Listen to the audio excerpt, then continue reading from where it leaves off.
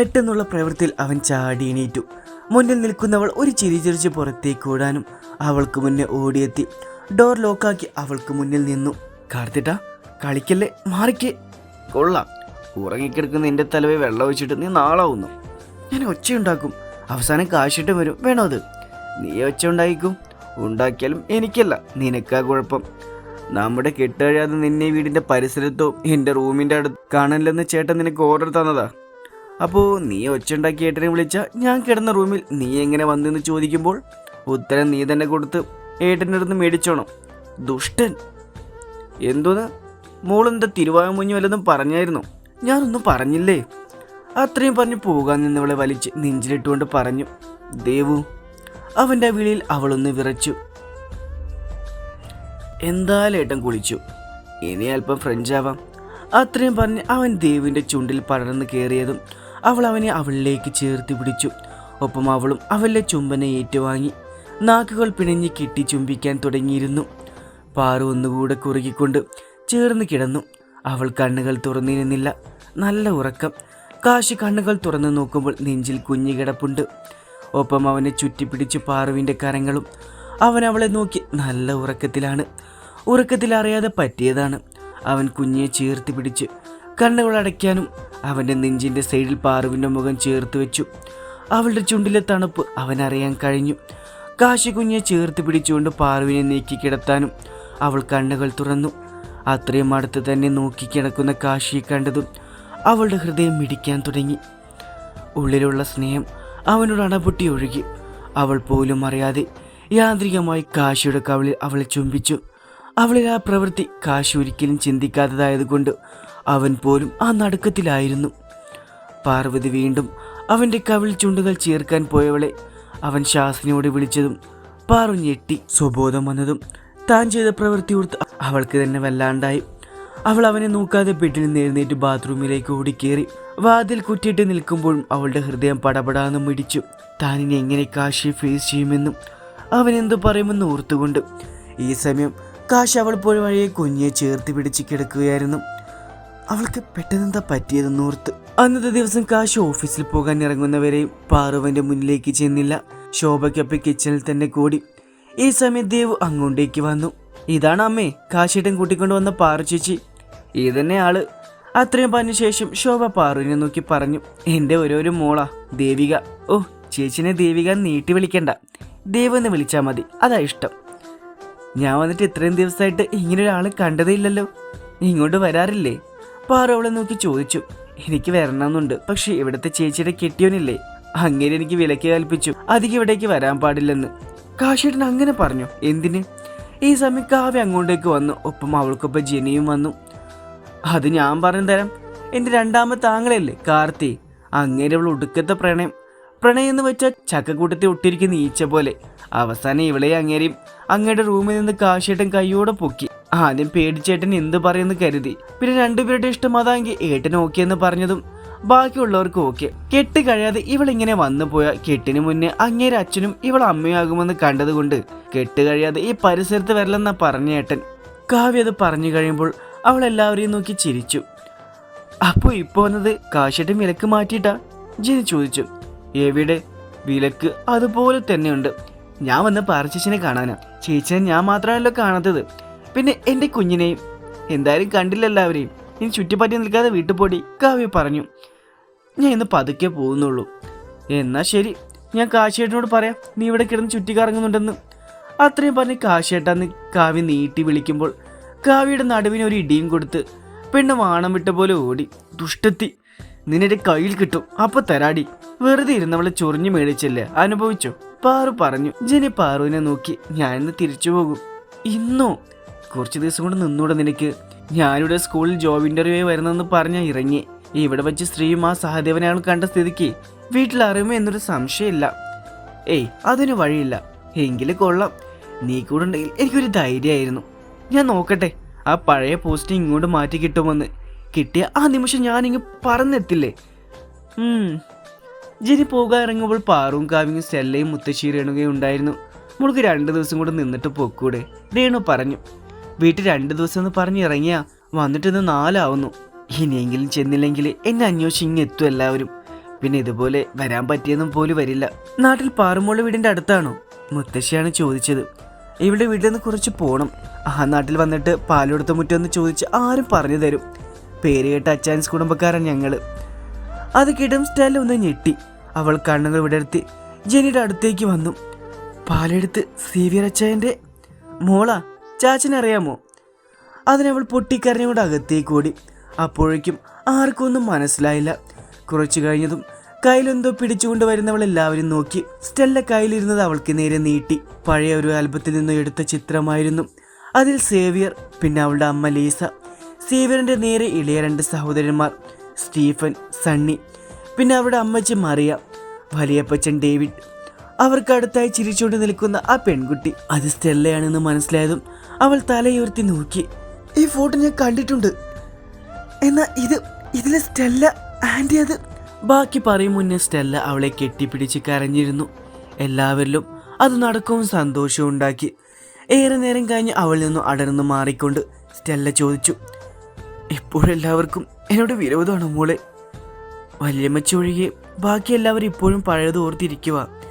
അവരുറപ്പിച്ച കല്യാണ തലേന്ന് അവിടെയൊക്കെ തലകുനിച്ചുകൊണ്ടല്ലേ ആൻറ്റി ഇറങ്ങിപ്പോയത്. അതിൻ്റെ ദേഷ്യം ഇപ്പോഴും ഉണ്ട്. ഇടയ്ക്കിടയ്ക്ക് പറയാറുണ്ട്. എന്നാൽ വല്യമ്മച്ചി എന്നെ വിളിച്ചിരുത്തി കരയും.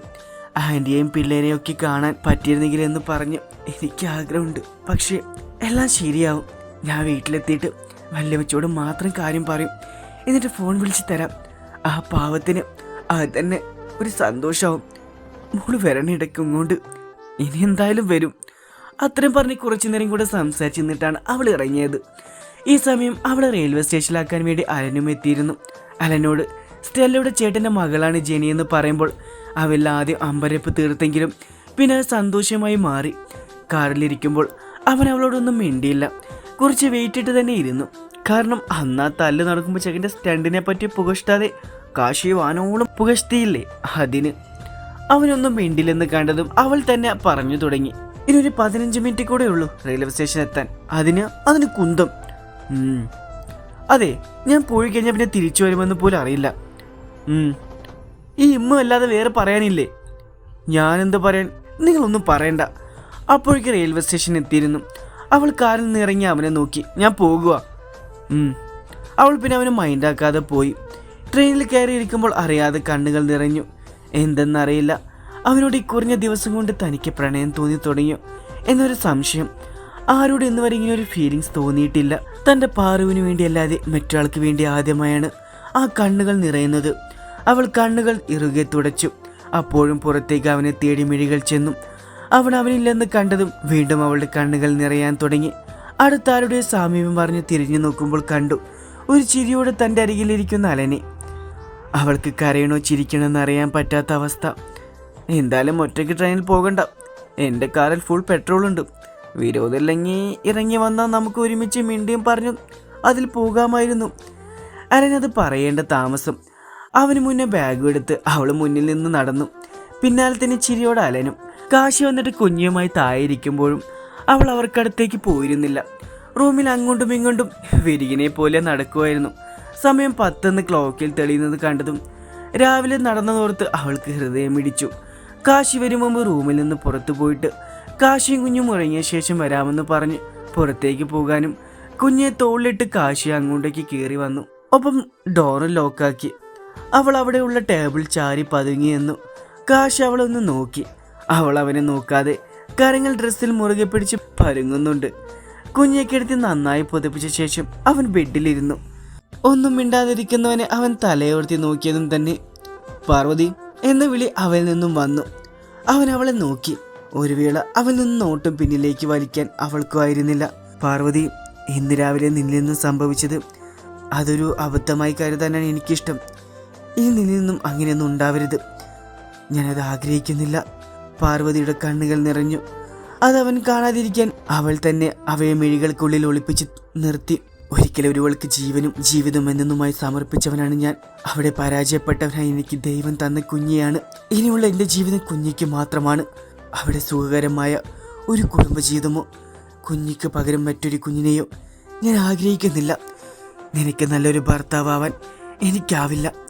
എനിക്കെന്നും നല്ലൊരു ഫ്രണ്ടായിരിക്കും. പരസ്പരം മനസ്സിലാക്കുന്ന നല്ലൊരു ഫ്രണ്ട്. നിന്നെ എന്ത് വിഷമത്തിലും സങ്കടത്തിലും കൂടെ ഉണ്ടാവും. എന്നെ കൊണ്ടാവുന്ന എല്ലാം ചെയ്തു തരും. അതല്ലാതെ മറ്റൊന്നും നിന്റെ മനസ്സിലുണ്ടാവാൻ പാടില്ല. അത്രയും പറഞ്ഞ് കാശി കിടക്കാനായി ഒരുങ്ങിയതും പാറു ചോദിച്ചു, കാശിട്ടിൻ്റെ മനസ്സ് ഒരിക്കലും മാറില്ലേ? എന്തിന്? ആർക്ക് വേണ്ടിയാണ് എൻ്റെ മനസ്സ് മാറേണ്ടത്? എനിക്ക് വേണ്ടി. എനിക്ക് കുഞ്ഞെപ്പോലെ തന്നെ കാശിട്ടിനും ജീവനാണ്. കാശിട്ടിൻ്റെ സ്നേഹം അത് കിട്ടിയിരുന്നെങ്കിൽ എന്ന് ആഗ്രഹിച്ചു പോവുക. ആ സമീപന്ന തലോടൽ, ആ സ്നേഹം. അങ്ങനെ പാർവതി, അവൻ്റെ ശബ്ദം അല്പം കടുപ്പത്തിലായിരുന്നു. ഇനി സംസാരം നമുക്കിടയിൽ വേണ്ട. നീ എന്നെപ്പോലെ എന്നെ മനസ്സിലാക്കുമെന്ന് കരുതി. നോ, നിനക്കെന്നല്ല, ആർക്കും എന്നെ മനസ്സിലാവില്ല. കാശേട്ടനാ മനസ്സിലാവാത്ത പോലെ നടിക്കുന്നത്. ഒരിക്കലും ഒരുവൾ തന്നിട്ട് പോയ മുറിവിൽ ഇപ്പോഴും അതേ മുറിവ് ഓർത്തിരിക്കുവായിട്ട്. അങ്ങനെയെങ്കിലും ഞാൻ ഓർക്കേണ്ടതല്ലേ? ഏതൊരു മുറിവ് ഉണക്കാനും നമ്മൾ ഉൾക്കൊള്ളാനാവുന്ന ഒരാളുടെ സ്നേഹത്തിന് കഴിയും. എനിക്ക് കാശേട്ടൻ്റെ മനസ്സിനും ശരീരത്തിനും ഏറ്റവും മുറിവുണക്കാൻ മരുന്നാവാനാണ് ഇഷ്ടം. ഒരുപാട് സ്നേഹം തരാൻ കുറച്ച് സ്നേഹം എനിക്ക് തന്നൂടെ? നിനക്കത് പറഞ്ഞ മനസ്സിലാവില്ലേ? അത്രയും പറഞ്ഞവൻ ദേഷ്യത്തിൽ അവൾക്ക് നേരെ വന്നു. നോക്ക് പാർവതി, വെറുതെ എന്നെ ദേഷ്യം പിടിപ്പിക്കരുത്. ഇനി ഇവിടെ നമുക്കിടയിൽ ഈ സംസാരം വേണ്ട. അത് ഞാൻ ആഗ്രഹിക്കുന്നില്ലെന്ന് പറഞ്ഞു കഴിഞ്ഞതാണ്. ഞാൻ ഒരിക്കലും മാറില്ല. നിനക്കെന്നല്ല, ആർക്കും മാറ്റിയെടുക്കാനാവില്ല എന്നെ. എനിക്ക് ഉറപ്പുണ്ട്, എൻ്റെ സ്നേഹത്തിലൂടെ കാശിയേട്ടന് മാറുമെന്ന്, എനിക്ക് മാറ്റിയെടുക്കാനാവുമെന്ന്. കാശിയുടെ സർവ്വ നിയന്ത്രണം വിട്ടുപോയിരുന്നു. അവൻ ദേഷ്യത്തിൽ റൂം വിട്ട് പുറത്തേക്ക് പോകുമ്പോൾ പാറ കുഞ്ഞിയുടെ അടുത്തായി ബെഡിലിരുന്നു. കാശിയേട്ടൻ്റെ മോൾക്ക് ഞാൻ ജന്മം കൊടുത്തില്ലെങ്കിലും അവൾക്ക് ഞാൻ ജന്മം കൊടുത്ത അമ്മ തന്നെയാണ്. അങ്ങനെ കരുതാനും വിശ്വസിക്കാനാണ് എനിക്കിഷ്ടം. അതുപോലെ തന്നെ കാശിയേട്ടനും എൻ്റെ മനസ്സിലെന്നും ഇനി കാശിയേട്ടനും കുഞ്ഞിക്ക് മാത്രമായിരിക്കും സ്ഥാനം. അതുപോലെ കാശിയേട്ടൻ്റെ മനസ്സിലും ശരീരത്തിലും കുറച്ചെങ്കിലും സ്ഥാനം എനിക്ക് വേണം. അത് ഞാൻ ആഗ്രഹിച്ചു പോയി. അത്രയും പറയുമ്പോൾ തന്നെ അവൾ കരഞ്ഞു പോയിരുന്നു. അലൻ അവളുടെ വീടിന് മുമ്പിൽ വണ്ടി നിർത്തി. നേരം പുലർന്നതേ ഉണ്ടായിരുന്നുള്ളൂ. അതിനാൽ തന്നെ നല്ല മഞ്ഞും ഒപ്പം ഇരുട്ടും ഉണ്ടായിരുന്നു. ആളൊഴിഞ്ഞ വീതി. ചില വീടുകളുടെ മുൻവശങ്ങളിൽ മാത്രം ലൈറ്റ് വെട്ടം കാണാം. എങ്കിൽ ആരും തന്നെ എഴുന്നേറ്റിട്ടില്ല. ഇനി എന്നാ അങ്ങോട്ടേക്ക്? അലൻ ബാഗുമായി ഇറങ്ങുന്നവളെ നോക്കി ചോദിച്ചു. അറിയില്ല, ഞാനിവിടെ ജോലി ശരിയാക്കി തന്ന വരുമോ താൻ? അതൊന്നും നടക്കുന്ന കാര്യമില്ല. പെട്ടെന്നൊരിടത്തും ഇപ്പം ടീച്ചർ വേക്കൻസി ഇല്ല. അപ്പോൾ പിന്നെ എങ്ങനെ? ഞാൻ വിചാരിച്ച നടക്കൂടോ.